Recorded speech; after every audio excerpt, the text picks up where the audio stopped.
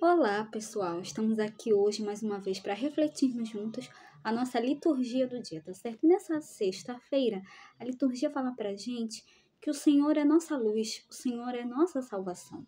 Então, carreguemos conosco tal certeza proclamada pelo salmista na liturgia de hoje, suplicando ao Senhor Jesus as mais copiosas bênçãos e graças para nossas vidas, para que nós possamos celebrar com fé. Então, a primeira leitura está em Hebreus, capítulo 13, versículo 1 a 8. Hebreus, capítulo 13, versículo 1 a 8. Irmãos, perseverai no amor fraterno, não esqueçais a hospitalidade, pois graças a ela alguns hospedaram anjos sem o perceber. Lembrai-vos dos prisioneiros, como se estivesseis presos com eles, e dos que são maltratados, pois também vós tendes um corpo. O matrimônio seja honrado por todos e o leito conjugal sem mancha, porque Deus julgará os imorais e adúlteros, que o amor ao dinheiro não inspire a vossa conduta. Contentai-vos com o que tendes, porque ele próprio disse: Eu nunca te deixarei, jamais te abandonarei. De modo que podemos dizer com ousadia: O Senhor é meu auxílio, jamais temerei. Que poderá fazer-me um homem? Lembrai-vos de vossos dirigentes, que vos pregaram a palavra de Deus, e considerando o fim de sua vida, imitai-lhes a fé. Jesus Cristo é o mesmo, ontem e hoje e por toda a eternidade.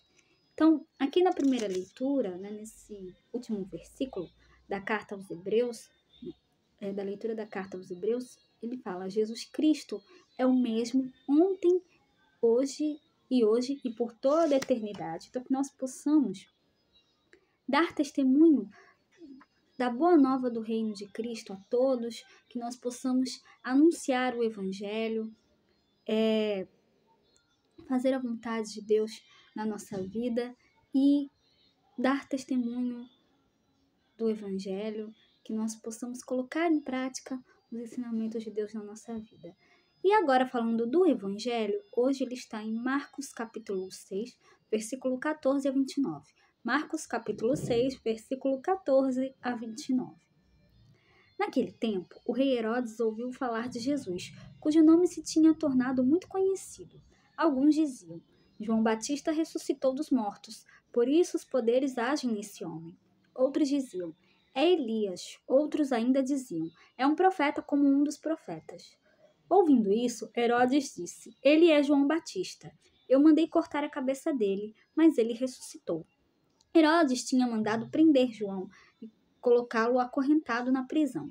Fez isso por causa de Herodíades, mulher do seu irmão Filipe, com quem se tinha casado. João dizia a Herodes: não te é permitido ficar com a mulher do teu irmão.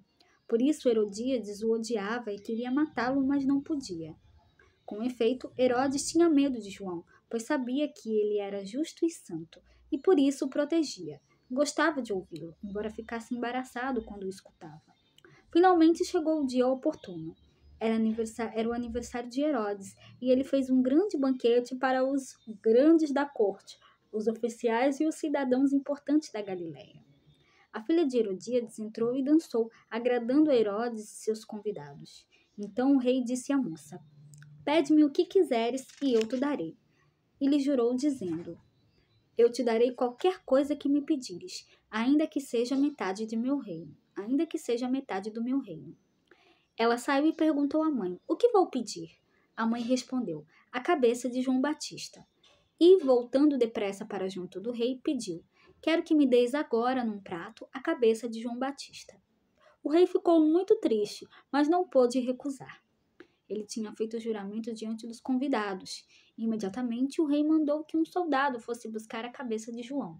O soldado saiu, degolou-o na prisão, trouxe a cabeça num prato e a deu à moça. Ela o entregou à sua mãe. Ao saberem disso, os discípulos de João foram lá, levaram o cadáver e o sepultaram. Então, o evangelho de hoje traz a cena que envolve Herodes, Jesus e João Batista, narrando a prisão e a decapitação deste último. A morte do Batista é a antecipação da morte do próprio Jesus. A diferença fundamental é que do túmulo de Jesus ressoará a feliz notícia da ressurreição. Então, o evangelista Marcos introduz a narração da morte de João a partir do questionamento da identidade de Jesus.